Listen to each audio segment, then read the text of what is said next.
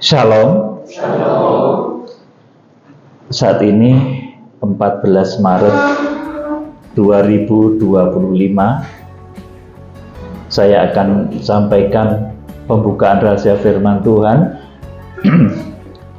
yang saya beri tema kegerakan kuda putih merupakan pintu gerbang pembuka dari 21 tulah akhir zaman.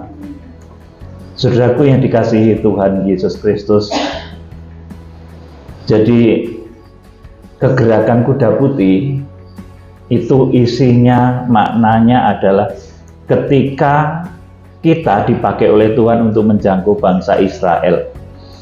Ketika api Injil itu kembali kepada bangsa Israel, karena kita ketahui bangsa Israel itu sebagian besar belum menerima Tuhan Yesus Kristus, dan di akhir zaman Tuhan akan memakai kita untuk membawa Israel kembali kepada Tuhan Yesus Kristus. Itulah yang disebut dengan kegerakan kuda putih. Jadi kegerakan kuda putih bukanlah antikris.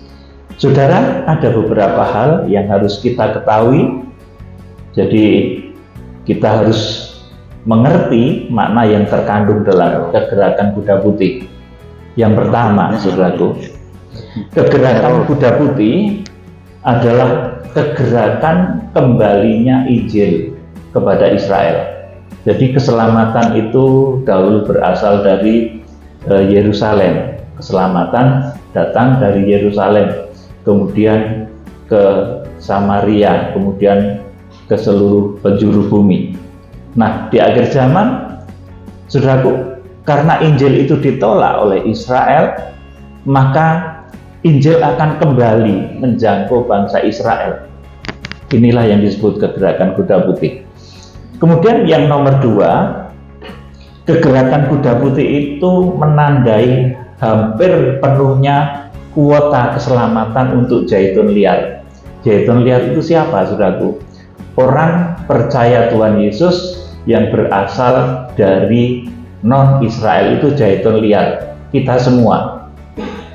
Jadi kegerakan kuda putih itu menandai hampir penuhnya kuota keselamatan untuk Zaitun liar. Roma pasal 11 ayat yang ke-25 sampai 31, di sana disebut bahwa kuota keselamatan untuk bangsa Zaitun liar atau orang percaya dari non-Israel itu jumlah bilangannya ada ditentukan oleh Tuhan. Dan ketika jumlah bilangan itu penuh, maka Tuhan akan kembali menyayangi Israel, akan kembali menggendong Israel. Itulah yang disebut kegerakan kuda putih. Kemudian yang ketiga yang saudara harus ketahui bahwa kegerakan kuda putih itu menandai bahwa pengangkatan atau harpazo sudah dekat. Jadi apa yang sering saudara kenal dengan reja, ya, bahasa yang betul itu sebetulnya harpazo, ya saudaraku, di Wahyu pasal 12 ayat yang kelima. Ketika nanti orang-orang yang mencapai kriteria rohani ruang Maha Kudus itu dibawa kepada Allah dan ketahtanya.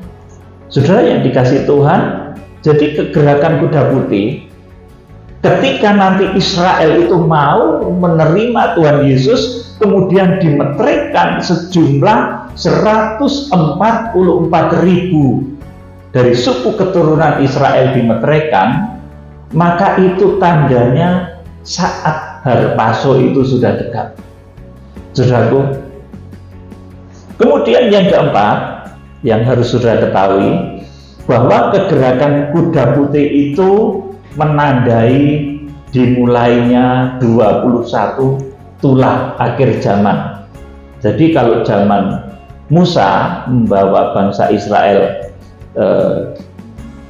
keluar dari perbudakan di Mesir, itu ada 10 tulah, maka di akhir zaman ada 21. Nah, 21 itu apa saja? 7 meterai, kemudian 7 sangkakala, dan 7 bokor murka Allah. 7 meterai itu hukuman dari Allah Roh Kudus karena manusia menolak kasih Roh Kudus. Kemudian 7 sangkakala itu hukuman dari Tuhan Yesus karena manusia menolak pengorbanan Tuhan Yesus Kristus. Kemudian 7 bokor murka Allah itu penghakiman dari Allah Bapa. Jadi ada 21 penghukuman di akhir zaman, saudaraku. Nah, saudara, jadi kegerakan Kuda Putih itu merupakan pembuka dari 21 tula itu, saudaraku. Jadi keberhasilan dalam kegerakan Kuda Putih itu sebisa mungkin jangan ditunda-tunda.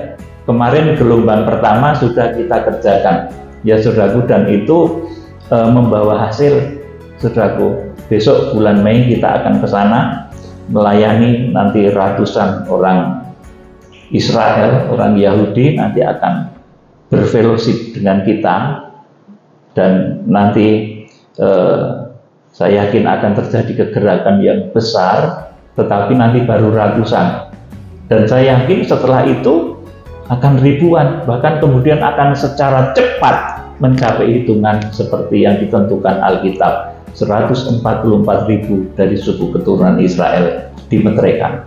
Jadi kalau pada bulan Mei nanti saya mengajak saudara untuk kegerakan ke Israel, itu karena firman Tuhan, saudaraku, karena visi Tuhan. Pertama karena firman Tuhan di dalam kitab Wahyu pasal 6 ayat 1 dan 2. Di dalam Roma pasal 11 ayat 25 sampai 31 kita diberi amanat untuk menjangkau bangsa Israel. Dan yang kedua, melalui pernyataan khusus di mana Tuhan menampakkan diri kepada saya dan memberikan satu perintah-perintah yang jelas yang saya terima. Saudaraku yang dikasihi Tuhan, jadi keberhasilan kegerakan Kuda Putih itu sebisa mungkin jangan ditunda-tunda. Kita sudah mau membawa ratusan dari jemaah Israel. Kita melayani mereka, kita menggendong mereka, saudaraku. Nanti akan bersekutu dengan kita, akan fellowship raya dengan kita, kemudian dilanjutkan dengan jamuan makan bersama dengan umat Yahudi. Saudaraku yang dikasihi Tuhan, jadi sekali lagi keberhasilan kegerakan Kuda Putih itu sebisa mungkin jangan ditunda-tunda, meskipun itu merupakan satu yang nggak enak menurut daging. Sebab beberapa orang yang merasa ingin menikmati nikmat dunia dan nikmat keinginan daging, itu justru keinginannya adalah menunda-nunda dari kegerakan ini. Sebab kegerakan ini kalau sampai tercapai, saudaraku, kalau sampai berhasil, nanti menjadi satu tanda zaman bahwa masa pengangkatan itu sudah dekat, saudaraku. Dan ini harus kita kerjakan. Paling tidak kita menjadi pionir, pendobrak. Puji Tuhan kalau kita bisa melaksanakan secara keseluruhan, bisa memenangkan bangsa Israel itu sesuai dengan bilangan yang ditetapkan oleh Tuhan, luar biasa. Saudara, maka jangan menganggap kita ke Israel itu sesuatu yang santai-santai, sekedar piknik, bukan, saudaraku. Tetapi kita di sana itu melayani Tuhan. Kita di sana beribadah. Nanti acaranya itu ibadah di sana, saudaraku. Ibadah fellowship raya dengan umat Israel, di mana tim di sana sudah bekerja, sudah mempersiapkan hal ini. Kemudian nanti dilanjutkan dengan doa pemeterian bangsa Israel di Gunung Tabor, dan kemudian yang terakhir doa pemeterian bangsa Israel di Gunung Karmel, tempat dahulu Elia mengalahkan nabi-nabi Baal.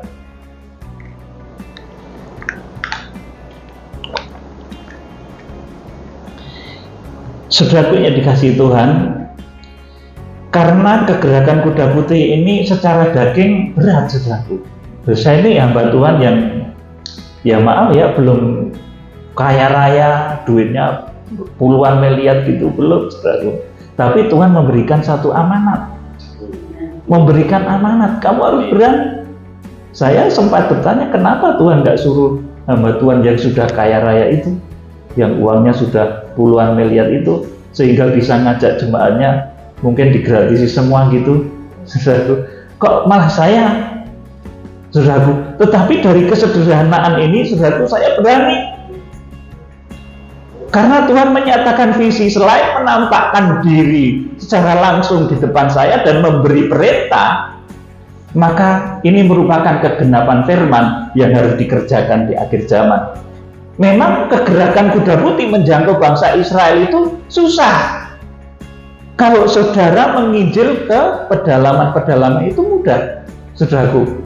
Misalkan ke pedalaman di Kalimantan, pedalaman di luar negeri lah, mungkin di Brasil apa di mana, itu lebih mudah. Tetapi ketika kita harus menginjil Israel, membawa Israel itu dimetrekan, itu satu pekerjaan yang susah.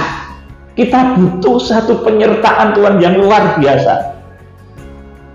Jadi ketika beban kegerakan ini ditawarkan bahkan kepada orang-orang, yang terjadi adalah biasanya pesimis. Mau sok bisa atau kamu mempelopori kegerakan untuk pertobatan Israel, masa bisa. Yang ada tuh pesimis, ragu, bahkan kemudian mengabaikan. Bahkan orang-orang yang sebenarnya punya potensi besar seperti menahan untuk berkorban bagi pekerjaan Tuhan yang seperti ini karena ragu. Mana bisa, mana mungkin, saudaraku. Tetapi kalau ini sudah menjadi satu ketetapan zaman, saudaraku, dan ini merupakan satu pertanda di akhir zaman tentang dekatnya masa pengangkatan, dekatnya masa harpaso, dan ini juga merupakan awal dari dicurahkannya 21 malapetaka akhir zaman. Jadi kegerakan kuda putih itu yang pertama dari 21 malapetaka akhir zaman. Saudaraku, setelah kuda putih, nanti di belakangnya akan ada kuda merah. Itu jaraknya nggak lama, saudaraku. Itu hamba Tuhan juga, saudaraku. Yang nanti dari mulutnya itu bisa mengucapkan kata-kata nubuat sehingga damai sejahtera itu dicabut dari bumi. Ini hamba Tuhan dasar juga. Kemudian kuda hitam, itu hamba Tuhan juga yang nanti dari mulutnya itu bisa menubuatkan akan ada kelaparan besar di bumi. Dan ini segera terjadi, saudaraku. Kemudian yang ketiga, kuda kelabu. Ini hamba Tuhan juga yang dari mulutnya nanti bisa menggerakkan peperangan besar yang memakan korban 1/4 penduduk bumi. Wahyu pasal 6 ayat 7 dan 8. Kemudian, saudaraku, meterai yang selanjutnya, meterai kelima, jiwa-jiwa di bawah mezbah. Saudaraku, itu bisa saudara baca di dalam kitab Wahyu pasal 6 ayat 9 dan selanjutnya. Kemudian meterai yang keenam, itu akan ada gempa bumi, kemudian rembulan menjadi merah seperti darah, saudaraku, dan matahari menjadi seperti karung rambut. Itu akibat ucapan mulut dari hamba Tuhan yang dipakai untuk menyatakan, menubuatkan tentang meterai yang keenam dan meterai yang ketujuh. Itu sunyi senyap di surga. Itu apa, saudaraku? Ketika nanti bangsa Israel dan kita bersatu, terwujud satu kesatuan yang luar biasa, kemudian sunyi senyaplah di surga selama setengah jam lamanya. Wahyu pasal yang ke-8, yaitu, saudaraku yang dikasihi Tuhan. Sekarang kita akan membaca di dalam kitab Wahyu pasal 5 ayat 1 sampai 12. Ini betapa kegerakan kuda putih itu susah dan sulit, sehingga banyak yang menolak, banyak yang nggak terbeban. Saudaraku, ini memang tertulis dalam kitab Wahyu. Wahyu pasal 5 ayat 1 sampai 12 dibaca. Maka aku melihat di tangan kanan dia yang duduk di atas tahta itu sebuah gulungan kitab yang ditulisi sebelah dalam dan sebelah luarnya, dan dimeterai dengan 7 meterai. Amin. Di sini dulu. Jadi gulungan kitab yang ditulisi sebelah dalam dan sebelah luarnya dan dimeterai dengan 7 meterai ini adalah hati bangsa Israel yang sekian ribu tahun itu menolak Tuhan Yesus. Itu seperti gulungan kitab yang termeterai. Saudaraku, kemudian kalau kita baca di ayat selanjutnya, siapa yang bisa membuka mata hati bangsa Israel yang seperti gulungan kitab termeterai ini? Maka di langit, di bumi itu semuanya menjauh, saudaraku. Ketika beban kegerakan kuda putih ini ditawarkan, banyak orang itu menjauh, ngibrit, pesimis, saudaraku. Ayat 2. Dan aku melihat seorang malaikat yang gagah, yang berseru dengan suara nyaring, katanya, siapakah yang layak membuka gulungan kitab itu dan membuka meterai-meterainya? Iya.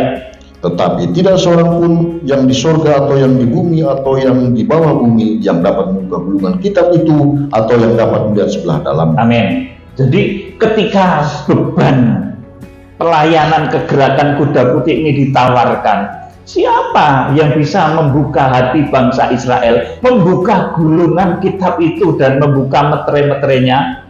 Tetapi tidak ada seorang pun yang di sorga. Yang di sorga nggak ada, saudaraku. Kemudian atau yang di bumi itu para manusia, hamba-hamba Tuhan juga, saudaraku, yang terbeban. Jarang, saudaraku, mengerti tentang rahasia ini. Menginjil bangsa Israel itu penting, saudaraku. Dan ini merupakan satu kegenapan firman yang harus terjadi di akhir zaman. Israel itu saudara familinya Tuhan Yesus yang saat ini menolak Tuhan Yesus. Apa buruknya kalau kita menginjili saudaranya Tuhan Yesus? Betapa Tuhan itu sangat senang, saudaraku. Kalaupun kita berkorban untuk hal itu, saudaraku, Tuhan akan sangat sukacita, senang. Ini ada hambaku kok tergerak menginjil kepada famili darah daging. Tuhan akan memberi kita itu kekuatan, memberi kita berkat, dalam bahasa Jawanya gitu, sangu, yang wujudnya nanti 7 perkara yang dahsyat itu akan diberikan kepada kita. Ayo dilanjutkan. Maka menangislah aku dengan amat sedihnya, karena tidak ada seorang pun yang dianggap layak untuk membuka gulungan kitab itu atau melihat sebelah dalamnya. 5. Lalu berkatalah seorang dari dua-dua itu kepadaku, jangan engkau menangis. Sesungguhnya singa dari suku Yehuda, yaitu tunas Daud, telah menang, sehingga ia dapat membuka gulungan kitab itu dan membuka ke-7 meterainya. Amin. Ini Tuhan Yesus Kristus yang bisa membuka mata hati bangsa Israel, itu Tuhan Yesus sendiri. Tetapi di dalam menjalankannya, Tuhan itu selalu memakai hamba-hambanya. Nah, saudaraku, ini yang harus saudara mengerti. Makanya di dalam kitab Wahyu pasal 1,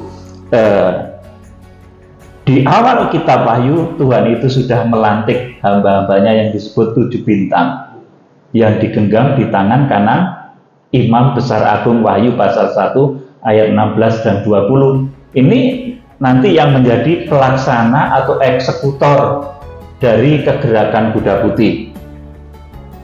Terus dibaca.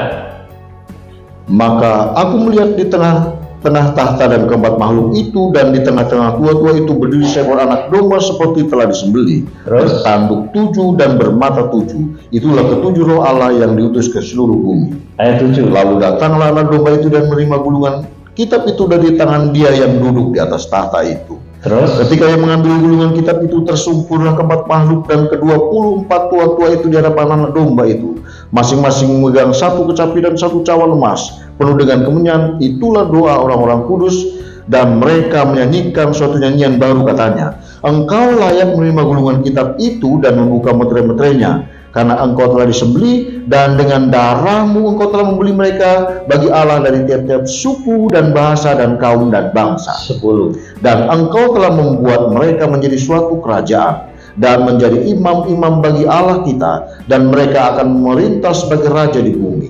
Terus? Maka aku melihat dan mendengar suara banyak malaikat sekeliling tahta, makhluk-makhluk dan tua-tua itu, jumlah mereka berlaksa-laksa dan beribu-ribu laksa. Katanya dengan suara nyaring, anak domba yang disembelih itu layak untuk menerima kuasa dan kekayaan dan hikmat dan kekuatan dan hormat dan kemuliaan dan pujian. Amin. Anak domba yang disembelih Tuhan Yesus Kristus itu layak menerima 7 perkara. Dan 7 perkara itu akan diberikan kepada kita, orang-orang yang mau terbeban menjangkau saudaranya Tuhan Yesus. Saudara paham di sini? Jadi saudara itu akan diberkati dengan 7 perkara ini yang merupakan haknya anak domba. Orang-orang yang terbeban memiliki hati untuk menginjili bangsa Israel itu akan diberikan, di sini dikatakan, kuasa, kekayaan, kemudian hikmat, kekuatan, hormat, kemuliaan, dan puji-pujian. 7 perkara yang senantiasa dikejar manusia akan diberikan oleh Tuhan kepada orang-orang yang memiliki hati terbeban menjangkau bangsa Israel.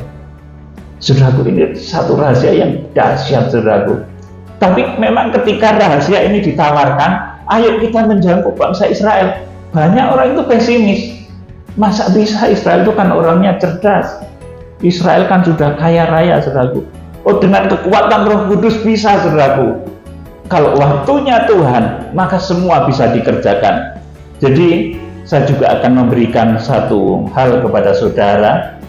Tidak semua acara orang Kristen yang pergi ke Israel itu disebut kegerakan kuda putih, ya, saudaraku. Perhatikan baik-baik.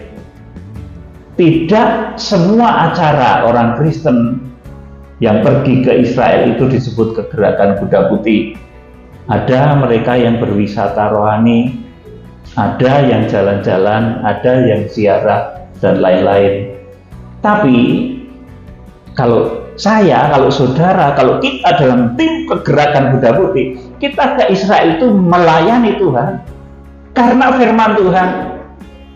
Kalau karena ingin jalan-jalan, saya ini ogah, saudaraku. Betul, saudaraku. Tetapi karena Tuhan suruh lewat firman dan lewat pernyataannya yang jelas, saya mau mengelak, nggak bisa.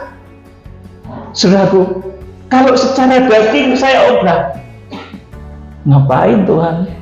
Ini duit segini dipakai untuk kesana, kan sayang. Bisa untuk beli iPhone baru, bisa untuk beli perbaikan mobil, misalkan begitu.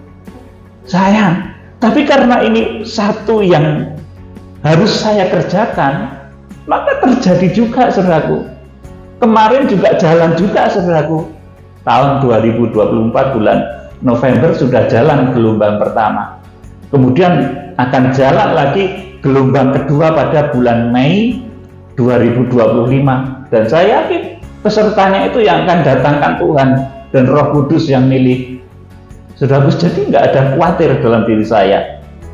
Saudaraku, jadi yang namanya kegerakan spiritual, saudaraku, saya memberitahu saudara, seorang utusan atau seorang nabi seperti Elia itu kalau diutus Tuhan, jangan belok kanan kiri, perhatikan baik-baik. Tugas selesai secepatnya itu pulang. Karena apa, saudaraku? Saudara ingat kejadian ketika di puncak Gunung Karmel, di mana waktu itu Elia balapan dengan Raja Ahab yang naik kereta kuda, ya. Saudaraku, kalau tugasnya selesai, cepet-cepet dan kerjakan, nggak pulang. Kalau nggak pulang, Elia kira-kira piknik dulu gitu. Tuhan, sebentar, saya piknik dulu ya, ini kan indah sekali. Gunung, apa namanya tempatnya, Gunung Karmel ini indah, Tuhan. Saya mau keliling-keliling dulu. Saya kebanjiran, saudaraku. Kehujanan. Makanya waktu itu kepada Ahab pun, cepet-cepet sana, kamu pulang duluan. Karena memang perintah Tuhan itu seperti itu, saudaraku. Kalau cuma hujan air ya enggak apa-apa. Lah kalau sekarang ini hujan peluru ya, saudaraku, di sana ya saudaraku, nggak bisa diprediksi saudaraku. Jadi ketika kita menjalankan satu visi dari Tuhan, kita jangan belok kanan kiri. Kita ke sana itu tujuannya ibadah, pemeterian bangsa Israel saudaraku. Itu tujuannya. Dan Tuhan akan memberikan kekuatan yang dahsyat luar biasa kepada kita semua. Dan kalau saudara ikut dalam kegerakan rohani itu, otomatis hati saudara gembira, karena di sana juga memang tempatnya indah juga. Ketika Elia itu di puncak gunung Karmel itu juga dia senang, gembira juga saudaraku, nggak susah-susah terus saudaraku. Ketika sudah diajak ke gerakan kuda putih ya gembira juga. Di sana di Yerusalem, di gereja yang paling bagus, saudaraku, kita sudah dirancangkan seperti itu oleh tim. Saudaraku, kita juga akan dibawa nanti ke atas puncak Gunung Tabor, di mana Tuhan Yesus berubah wujud, gitu saudaraku. Di sana juga ibadah lagi, tapi kan ada bonusnya juga. Saudara bisa lihat-lihat kiri kanan yang indah, menghirup udara segar, ya. Saudaraku, jadi begitu. Kita akan membaca ini Elia ya, saudaraku. Kisah Elia 1 Raja-Raja 18 41 sampai 46. 1 Raja-Raja 18 41 sampai 46.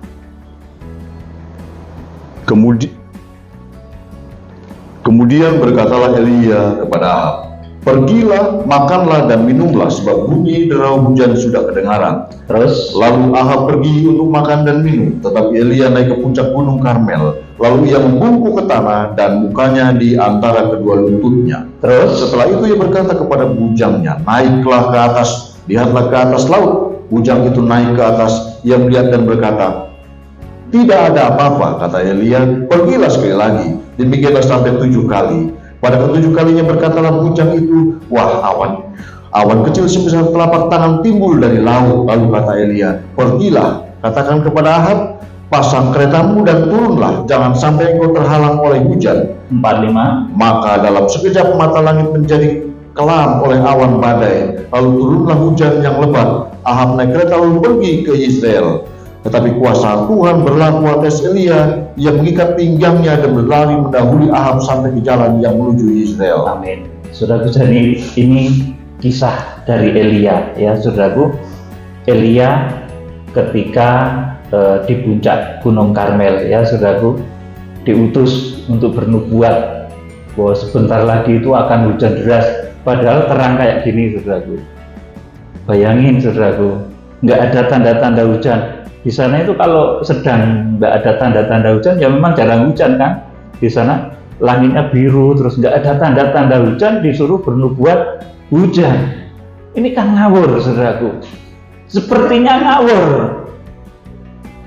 ya, seperti ketika Tuhan suruh saya untuk menginjil bangsa Israel. Ayo menginjil bangsa Israel. Pikir saya, loh sanune itu Tuhan cuma setapak tangan tandanya, meli banget sewu.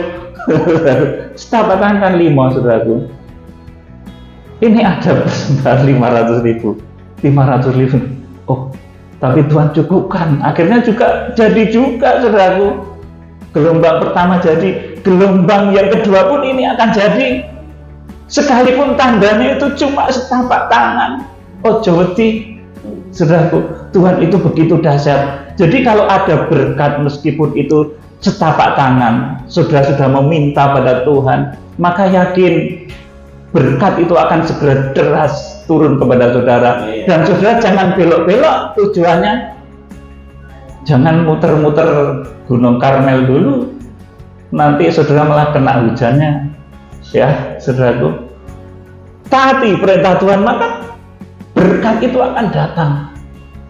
Saudaraku, akan Tuhan pakai orang-orang yang nanti akan menopang kegerakan entah dari mana. Saudaraku, sekalipun saat ini berkat itu cuma ibaratnya gitu setapak tangan cilik, tetapi nanti dahsyat saudaraku. Kalau sudah dikerjakan nanti akan memberkati dan kita juga diberkati. Saudaraku, jadi ini cara kerja Tuhan. Sekalipun saya baca lagi, setelah itu ia berkata kepada hujannya, naiklah ke atas, lihatlah ke arah laut.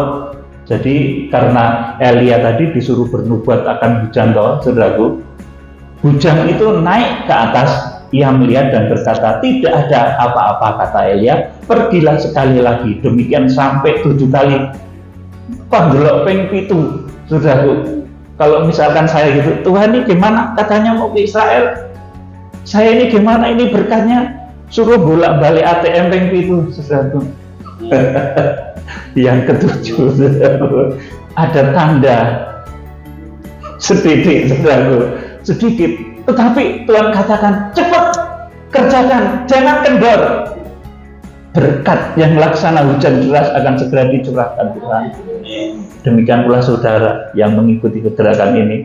Kalau saudara punya satu visi, visinya itu untuk menyelamatkan Israel, saudaraku. Itu tujuannya. Apa buruknya menginjili saudaranya Tuhan Yesus? Apa buruknya? Kalau sudah ditanya orang, ngapain ke Israel? Menginjili Israel. Lah buruknya menginjili Israel itu apa? Israel itu familinya Tuhan Yesus, saudara dari Tuhan Yesus Kristus. Saudaraku, kalau kita menginjil mereka, kita akan disayang Tuhan. Berkat 7 perkara itu akan dicurahkan pada saudara. Bahkan di dalam waktu yang sekejap, Tuhan bisa mencukupkan kebutuhanmu. Dan itu Tuhan itu ajaib, saudaraku. Saya juga menjalani apa yang seperti dikatakan Elia ini. Saya jalani saja. Ini katanya ke Israel, Tuhan. Berkatnya mana, Tuhan? Saya tengok, belum ada. Oh, belum ada. Ada, saudaraku. Ya, sedikit. Tapi saya jalan terus. Aku jalani, Tuhan. Kegerakan aku jalani. Dan mengalirlah, saudaraku. Akhirnya semua tercukupi. Gelombang 1 tercukupi dengan baik. Gelombang 2, saya yakin akan dicukupi Tuhan dengan dahsyat luar biasa. Saudaraku yang dikasihi Tuhan, jadi kita menjangkau bangsa Israel, kegerakan kuda putih itu memiliki momentum tersendiri yang dahulu pun belum pernah terjadi. Jadi dulu tuh belum pernah ada kegerakan kuda putih menjangkau bangsa Israel. Lah kok ya baru sekarang, saudaraku, ada odo-odo bahasa Jawa Tengahnya gitu. Ada ide bahasa Indonesianya gitu, saudaraku. Kok ya baru sekarang? Kenapa nggak dulu-dulu dikerjakan, saudaraku? Kok beraninya baru sekarang? Lah Tuhan memang mengatur waktunya itu sekarang, saudaraku. Dan itu kalau kita kerjakan dan nanti terjadi pertobatan besar atas bangsa Israel, dahsyat.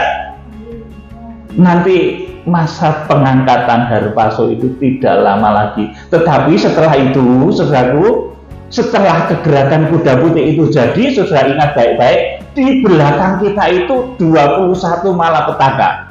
Makanya jangan mulai baik, saudaraku. Ini hikmat dari Roh Kudus yang dicontohkan oleh Elia juga, saudaraku.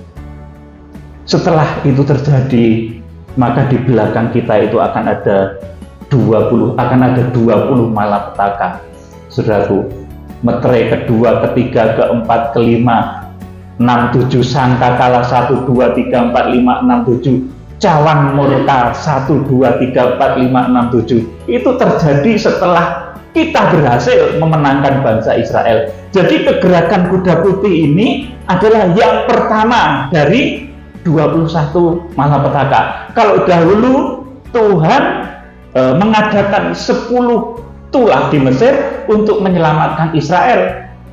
Di akhir zaman, maka Tuhan mengadakan 21 tulah malapetaka untuk menyelamatkan kesayangannya dari seluruh penjuru bumi, orang Israel maupun orang non-Israel yang bersatu tadi, saudaraku. Jadi kegerakan kuda putih itu memiliki momentum tersendiri, dahulu belum pernah terjadi dan hanya terjadi pada momentum tersendiri. ketika terjadi pertobatan besar-besaran di Israel yang digambarkan dengan 144.000 orang dimeteraikan dari semua suku keturunan Israel, maka saudaraku, itu merupakan awal dari terjadinya 21 malapetaka. Apa yang akan kita kerjakan melawan Israel dalam doa makrifat pemeteran bangsa Israel? Saya, kita semua, inilah momentum yang harus kita tangkap itu. Suatu masa dan ketetapan Tuhan yang harus kita tangkap, kita pergunakan sebaik-baiknya. Ya puji Tuhan, untuk hal yang sedemikian dipertemukan dengan hamba Tuhan yang memiliki visi-visi yang sejalan, ya saudaraku, jadi enak. Momentum ini di dalam Alkitab disebut sebagai momentum besar, di mana dari negeri timur, dari ujung timur dunia, Tuhan akan adakan kegerakan besar dari negeri yang berlambang burung buas, burung Garuda. Yesaya pasal 46 ayat 9 sampai 11. Itulah kegerakan kuda putih. Kita akan baca Yesaya pasal 46 ayat 9 sampai 11. Yesaya 46 ayat 9 sampai 11. Ingatlah hal-hal yang dahulu dari sejak purbakala, bahwasanya akulah Allah dan tidak ada yang lain. Akulah Allah dan tidak ada yang seperti aku, yang memberitahukan dari mulanya hal yang kemudian, dan dari zaman purbakala apa yang belum terlaksana. Iya, terus yang berkata, keputusanku akan sampai dan segala kehendakku akan kulaksanakan. Iya. Yang memanggil burung buas dari timur dan orang yang melaksanakan putusanku dari negeri yang jauh. Aku telah mengatakannya, maka aku hendak melangsungkannya. Aku telah merencanakannya, maka aku hendak melaksanakannya. Amin. Saudaraku, jadi keputusanku akan sampai dan segala kehendakku akan kulaksanakan. Inilah kegerakan kuda putih. Ya saudaraku, kalau di dalam ayat-ayat yang sebelumnya ini disebut sebagai kegerakan untuk menggendong kembali Israel sampai masa tuamu. Aku Yesus tetap dia, dan sampai masa putih rambutmu. Jadi putih rambutnya tidak apa-apa ikut ke Israel, saudaraku. Kemarin ada yang usia 80 bahkan ya ikut, dan ternyata sehat, malah tambah sehat di sana. Saya juga heran, udara di sana itu kalau kita sertai dengan ketulusan hati untuk pelayanan tuh menyehatkan betul ya saudaraku. Betul itu saudaraku, kita kerjakan dengan satu ketulusan hati, Tuhan berikan kekuatan dan kesehatan yang dahsyat. Jadi ada beberapa pesan penting ini kepada jemaat-jemaat maupun hamba Tuhan, bahwa akan ada kegerakan besar di akhir zaman, yaitu kegerakan kuda putih. Kegerakan kuda putih itu kegerakan menjangkau Israel, bukan Andres, saudaraku. Itu ditulis dalam Wahyu pasal 6 ayat 1 dan 2. Sudah bolak-balik saya sampaikan kepada saudara. Kegerakan kuda putih menginjil Israel itu bukan hal yang mudah. Maka untuk terlaksananya kegerakan ini, kemudian bertubi-tubi akan datang utusan-utusan lain. Setelah kegerakan kuda putih ini jadi, ini merupakan tanda dari meluncurnya tulah-tulah yang selanjutnya. Saudara yang dikasih Tuhan, jadi coba kita akan membaca Yesaya 49 ayat 11 sampai 13. Yesaya 49 ayat 11 sampai 13. Aku akan membuat segala gunungku menjadi jalan, dan segala jalan rayaku akan kuratakan. Lihat, ada orang yang datang dari jauh, ada dari utara dan dari barat, dan ada dari tanah Sinim. Terus bersorak-soraklah hai langit, bersorak-soraklah hai bumi, dan bergembiralah dengan sorak-sorai hai gunung-gunung, sebab Tuhan menghibur umatnya dan menyayangi orang-orangnya yang tertindas. Amin. Jadi Tuhan menyayangi Sion, Tuhan akan kembali menyayangi Israel. Itulah saat kegerakan kuda putih. Saudara harus paham hal ini. kegerakan kuda putih itu sekali lagi bukan antikris, tetapi kegerakannya para utusan. Kuda-kuda dan penunggangnya itu sudah dinubuatkan dalam kitab Nabi Zakaria, itu adalah para utusan. Zakaria pasal 1 ayat 7 sampai dan selanjutnya ya, sampai 17. Zakaria 1 ayat 7 sampai 17. Pada hari yang ke-24 dari bulan yang ke-11, itulah bulan Sebat. Pada tahun yang kedua zaman Darius, datanglah firman Tuhan kepada Nabi Zakaria bin Berekia bin Ido bunyinya. Tadi malam aku mendengar suatu penglihatan, tampak seorang yang menunggang kuda merah. Ya, terus Dia sedang berdiri antara pohon-pohon muda yang di dalam jurang, dan di belakangnya ada kuda-kuda yang merah jambu dan yang putih. Maka aku bertanya, apakah arti semua ini ya Tuanku? Lalu malaikat yang berbicara dengan aku itu menjawab, aku ini akan memperlihatkan kepadamu apa arti semuanya ini. Terus Orang yang berdiri di atas pohon-pohon muda itu mulai berbicara, katanya, inilah mereka yang semua yang diutus Tuhan untuk menjelajahi bumi. Berbicaralah mereka kepada malaikat Tuhan yang berdiri di antara pohon-pohon muda itu, katanya, kami telah menjelajahi bumi dan sesungguhnya seluruh bumi itu tenang dan aman. Berbicara malaikat Tuhan itu, katanya, ya Tuhan semesta alam, berapa lama lagi engkau tidak menyayangi Yerusalem dan kota-kota Yehuda yang telah 70 tahun lamanya kemurkai itu? Lalu kepada malaikat yang berbicara dengan aku itu, Tuhan menjawab dengan kata-kata yang ramah dan menghiburkan. Berkatalah kepadaku malaikat yang berbicara dengan aku itu, serukanlah ini, beginilah firman Tuhan semesta alam. Sangat besar usahaku untuk Yerusalem dan Sion, tetapi sangat besar murkaku terhadap bangsa-bangsa yang merasa dirinya aman, yang sementara aku murka sedikit, telah membantu menimbulkan kejahatan. Sebab itu beginilah firman Tuhan, aku kembali lagi kepada Yerusalem dengan kasih sayang, rumahku akan didirikan pula di sana. Demikianlah firman Tuhan semesta alam, dan tali pengukur akan direntangkan lagi di atas Yerusalem. Serukanlah ini selanjutnya, beginilah firman Tuhan semesta alam, kota-kotaku akan berlimpah-limpah pula dengan kebajikan, dan Tuhan akan menghiburkan Sion dan akan memilih Yerusalem. Amin.